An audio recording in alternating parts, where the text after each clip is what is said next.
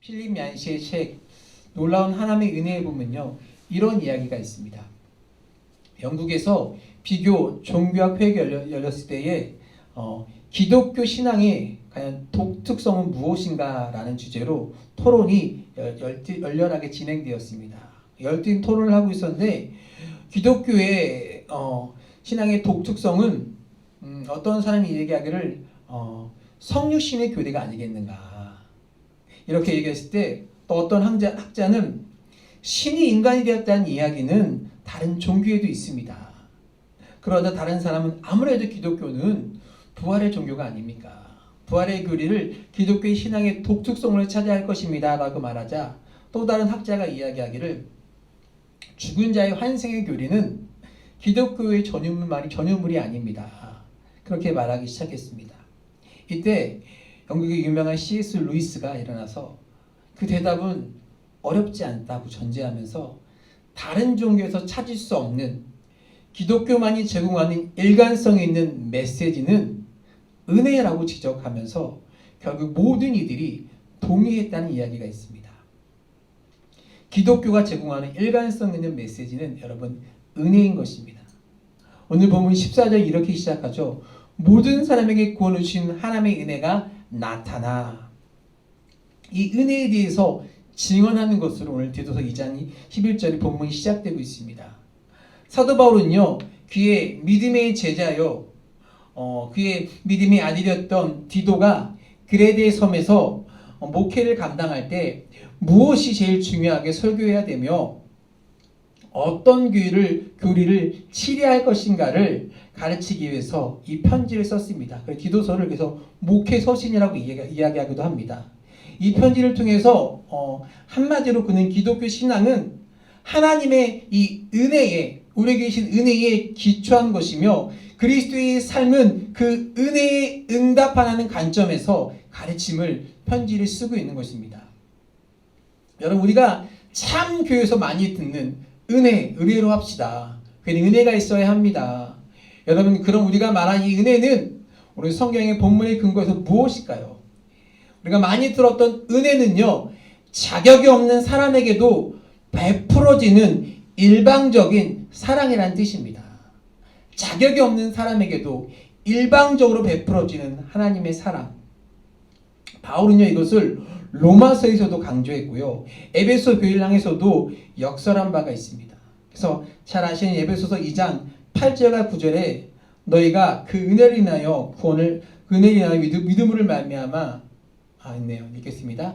너희가 그 은혜를 인하여 믿음으로 말미암아 구원을 받았으니 이것은 너에게 난 것이 아니요 하나님의 선물이라.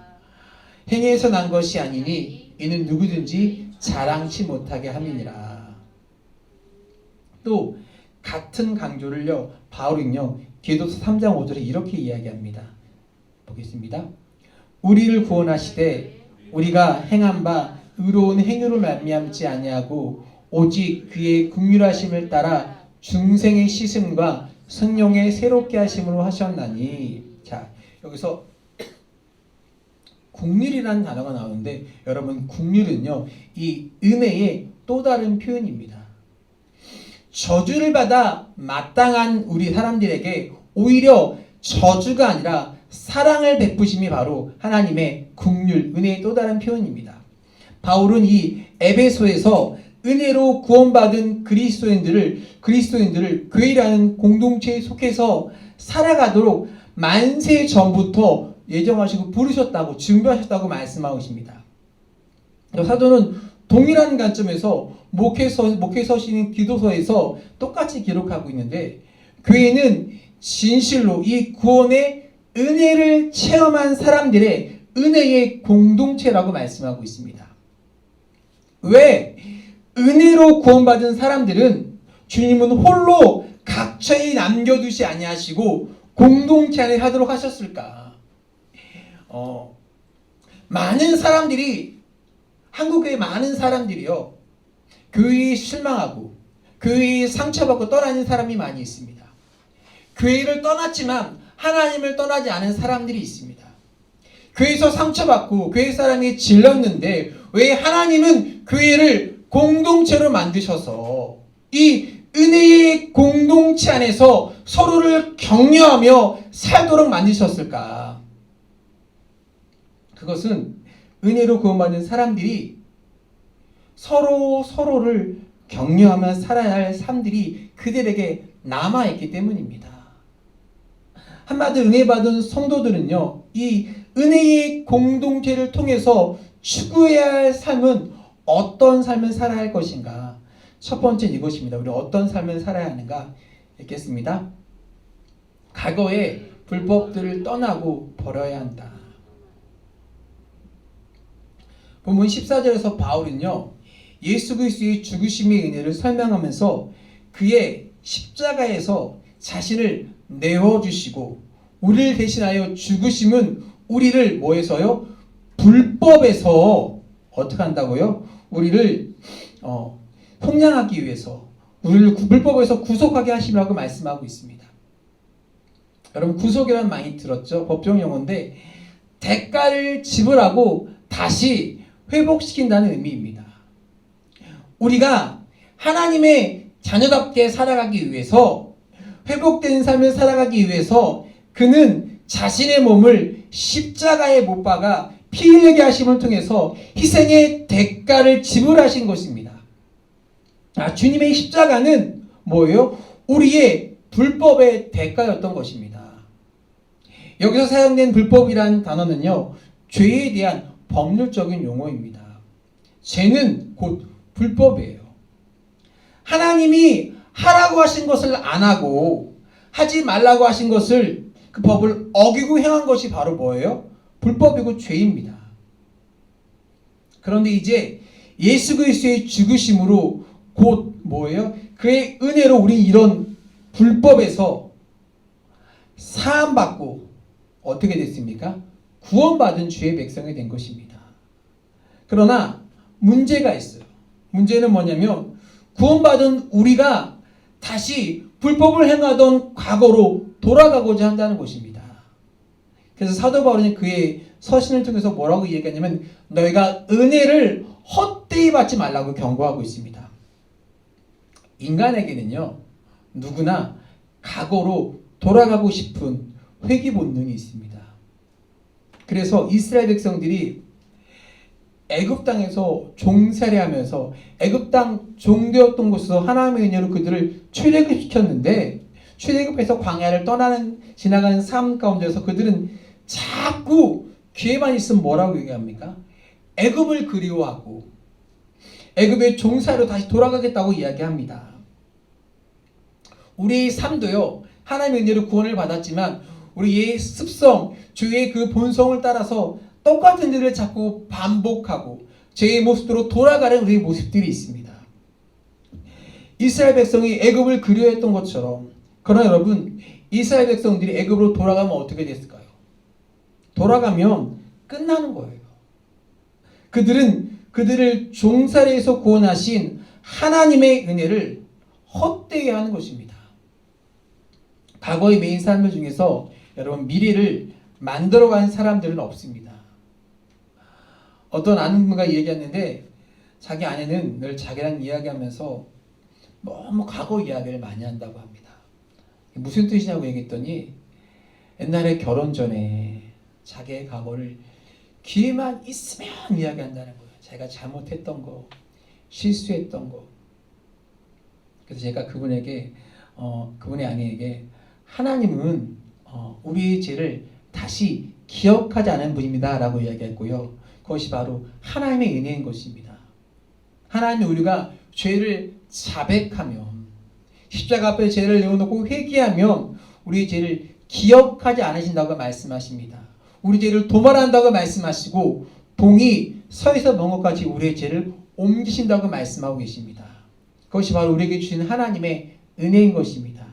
그러나 이 은혜로 구원받은 우리는 이제 어떻게 살아가야 합니까? 우리가 처음 은혜를 받고 하나님의 은혜를 체험하고 구원받는 순간 우리는 모두 다 하나님의 자녀로 새롭게 태어납니다. 그런데 이제 우리가 과거로 후퇴하지 않고 성장하려면 제일 중요한 것이 적절하게 양육되는 것이에요. 근데 양육의 첫 스텝은요, 과거의 죄나 불법으로 돌아가지 않도록 버릴 것을 버리고 떠날 것을 떠나도록 해야 하는 것입니다. 12절 말씀을 보십시오. 우리를 양육하시되 경건하지 않는 것과 이 세상의 종류를 어떻게 하고요? 다 버리고 라고 되어 있습니다. 회개는 내가 살아갔던 그 방향에서 돌이킨다는 거죠. 하나님의 방향으로. 세상의 종류를 다 버리라고 말씀하고 있어요. 이것은 성경의 일관적인 가르침입니다. 베드로전서 2장 1절과 2절에서 이렇게 말씀하고 있습니다. 그러므로 모든 악독과 모든 기만과 외식과 시기와 모든 비방하는 말을 어떻게 해요? 버리고 가난하게 같이 순전하고 신령한 젖을 사모하라. 이는 그로 말미암아 너희로 구원에 이르도록 자라게 하려 함이라. 성경이 뭐 하래요? 버리래요. 버리라고 말씀하고 있어요. 오늘날 은혜 받는 이 교회 공동체가 이 세상을 변화시키는 공동체가 되지 못하는 이유, 오늘날 은혜 받고 믿음 생활하는 이 성도들이요, 버릴 것을 버리도록 양육하지 못함이 아닌가. 초대 한국 교회만 해도요, 교회가 세상에 지대한 영향을 미칠 수 있었던 것은 뭐냐면, 성도들이 일단 예수를 믿으면요, 버릴 것을 분명하게 버렸던 것입니다. 떠날 것을 분명하게 떠났습니다. 술을 끊고 도박을 끊고 이러한 분명한 변화가 있었던 것입니다. 그래서 1907년에 부흥운동이 일어났을 때 그 지역 일대가, 그 지역 전체가 변화된 것입니다. 왜? 예수 믿는 사람이 분명히 끊을 것을 끊고 떠날 것을 떠나버렸기 때문입니다. 여러분, 저와 여러분에게 아직 버리지 못한 것이 무엇이고 떠나지 못한 자리가 무엇이 있습니까? 우리 주님은 분명히 버리라고 말씀하시고 떠나라고 말씀하고 계십니다. 아직 거기에 머물러서 여기가 좋사오니 하고 있으면요, 우리는 성장하지 못하고 우리에게 주신 그 은혜를 헛되이 받고 있는 사람들입니다. 여러분, 우리를 구원하신 주의 은혜가 다시 한번 우리를 버릴 것을 버리게 하시는 은혜로 여러분 가운데 나타날 수 있기를 축복합니다. 그 은혜를 말미암아 떠나고 버릴 수 있는 결단이 여러분의 마음과 심령 가운데 예배를 통해 나타날 수 있기를 주의 이름으로 간절히 축원합니다. 두 번째는 이것이에요. 현재의 선한 일을 같이 읽을게요. 현재의 선한 일에 열심을 내야 한다. 여러분, 우리가 은혜에 대한 응답은요, 무언가를 버리는 것만으로는 부족합니다. 분명히 버리는 것이 출발점이에요. 무언가를 해야 하는데 성경은요, 그것을 선한 일이다 라고 말씀하고 있습니다. 우리는 결코 선행으로 구원받지는 못합니다. 그러나 구원받는 사람에게는 반드시 뭐예요? 선행의 열매들이 있어야 하는 것입니다. 바울은요, 이 진리를 이미 에베소 교회의 성도들에게 강조했어요. 우리가 읽었던 에베소 2장 8절과 9절에 우리의 구원은요, 행위에 근거한 것이 아니라 하나님의 선물이라고 말했고요, 구원은 행위에서 난 것이 아니다 라고 말씀했습니다. 그러나 이어진 에베소 2장 10절 말씀 이렇게 말씀하고 있어요. 우리는 그의 만드신 바라 그리스도 예수 안에서 어떤 일이요? 선한 일을 위하여 지으심을 받았으니 이 일이 뭐예요? 선한 일이에요. 이 일은 하나님의 전에 예비하사 우리도 그 가운데 행하게 하려 하심이라. 보세요. 그리스도 예수 안에서 선한 일을 위해서 지음받은 사람들이 우리 그리스도인이에요. 선한 일. 오늘 14절 본문에 우리를 구속하시고 깨끗하게 하심이 우리를 어떻게 한다고요? 선한 일에 열심하는 친백성이 되게 하려 하심이라고 말씀하고 있습니다. 선행 가운데 살아가는 것이야말로 우리가 하나님의 친백성된 증거라고 말씀하고 있어요. 그래서 우리에게는요, 선한 열매들이 나타나야 하는 것입니다. 그러나 그리스도의 선행은요, 결코 우리가 마땅히 이런 일을 해야겠다고 하는 도덕적인 당위의식을 말미암지 않습니다. 그런 선행은요, 믿지 않는 자도 할 수 있는 것이에요. 그리고 그런 선행은요, 많은 사람들이 행하는 그런 선행은 뭐냐면 자기 이름 석자를 선전하는 수준에 끝날 것입니다. 세상에 많은 사람이 자기 이름 날리기 위해 선행을 합니다. 이것은 성경이 지지하지 않는 율법주의적 선행에 불과한 것입니다. 참된 그리스도의 선행은요, 주님의 놀라운 그 은혜를 그 사랑을 체험한 가슴에서 솟아나는 자발적인 그 충동으로 평생을 살아가는 것이에요. 주께서 주신 그 말할 수 없는 은혜를 말미암아 우리 영혼이 즐거이 믿음의 길을, 선한 길을 따라가는 것입니다. 누가 시켜서 하는 것이 아니라, 누가 등 떠밀어 하는 것이 아니라 하나님께 주신 은혜가 있음을 말미암아 그 은혜 때문에 내가 선한 일 향해 살아가는 것입니다. 필립 양신은요, 이것을 그리스도인의 선행을 영화 포레스트 검프의 이야기를 통해서 이렇게 이야기하고 있습니다. 포레스트 검프의 주인공, 여자 제니의 사랑에 대한 반응이라고 이야기하는데, IQ 75의 우직한 전응아 검프는요, 아무것도 의미 있는 일을 하지 못할 거라고 판단받았어요. 그런데 그가 어느 날 한 여인의 그 사랑을 받고 앞을 향해 달리기 시작합니다. 길에서도, 운동장에서도, 전쟁터에서도 그는 달렸습니다. 그에게 영웅이 되고 싶은 충동도, 메달을 받고 싶은 충동도 없었어요. 그는 오직 뭐예요? 오직 제니 때문에, 그 사랑 때문에 죽으라고 달렸어요. 우리 그리스도인들이 공동체가 모일 때마다 하나님의 은혜를 묵상하고 하나님의 은혜를 간증하고 찬양하고 경배하는 이유는 뭐예요? 그 은혜, 그 사랑의 감동이 우리를 지배할 때 비로소 우리는 다시 선한 일을 위해서 달려갈 수 있는 자가 되는 것입니다. 사도 바울이 그래서 고백하잖아요.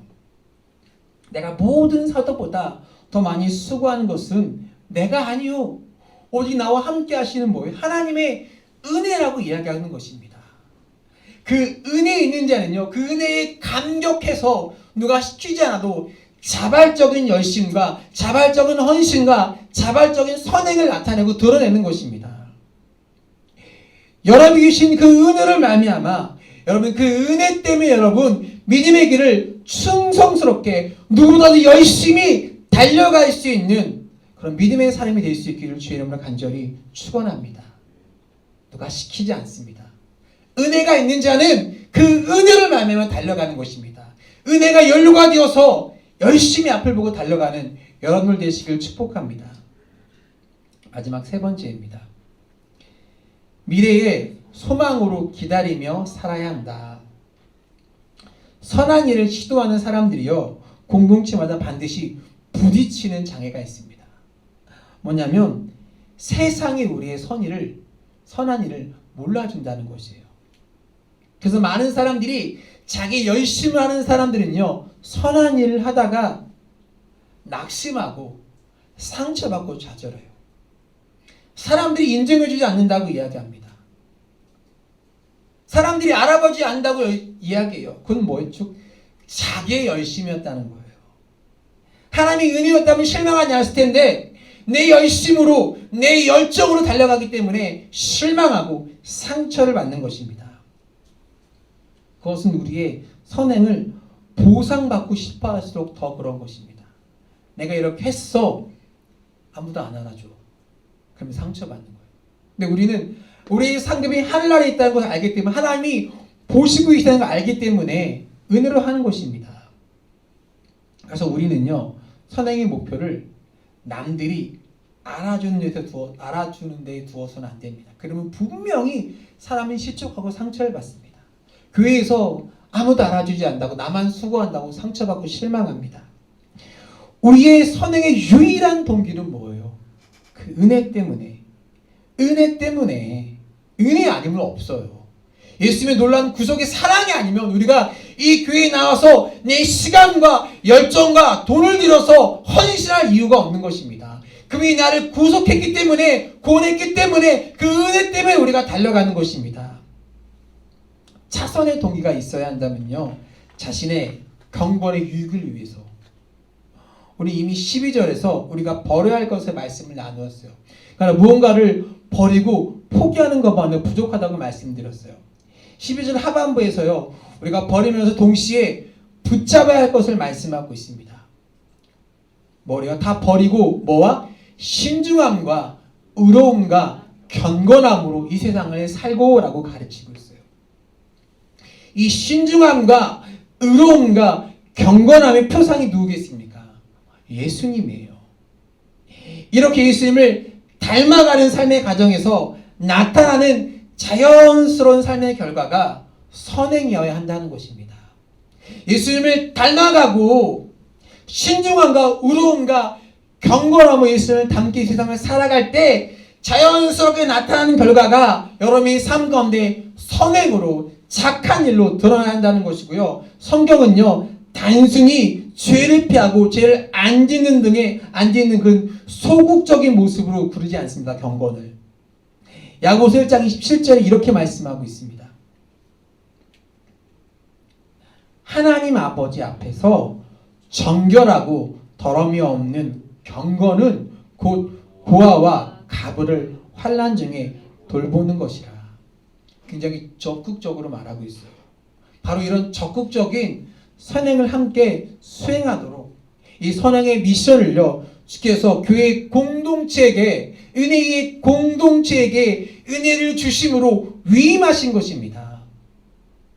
물론 이 선행을 하다가 우리는 분명히 사람이기 때문에 지치고 실망할 때가 있습니다.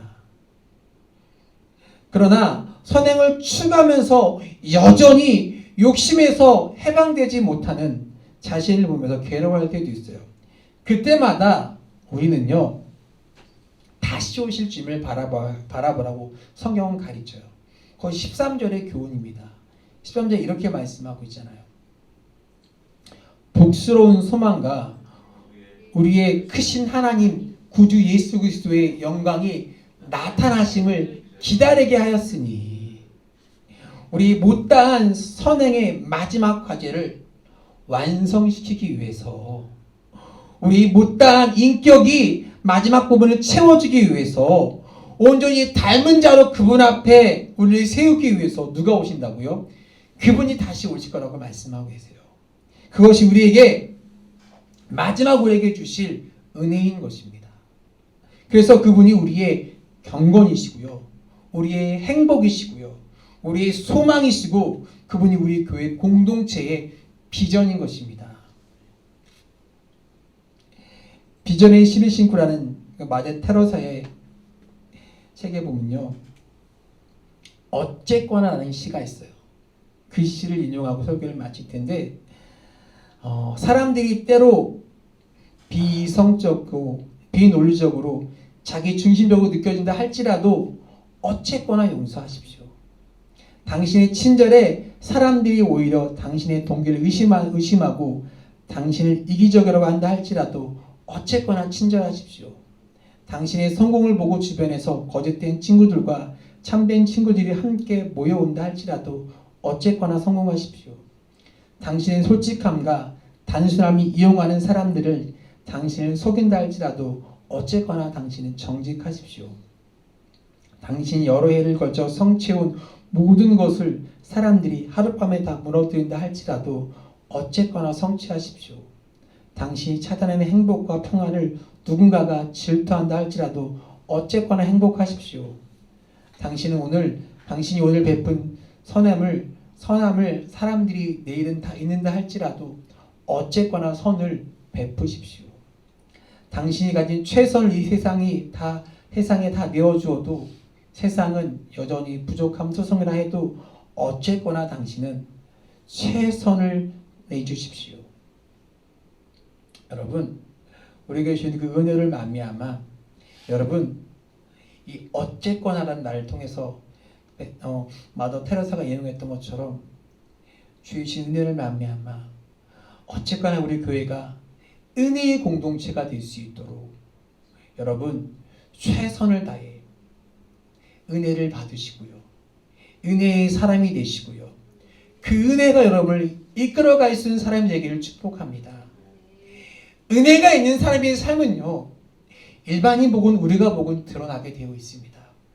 억지가 아닌, 시켜서가 아닌 그 은혜가 자발적인 헌신이 있는 그런 우리 구루터기 공동체가 되었으면 좋겠습니다.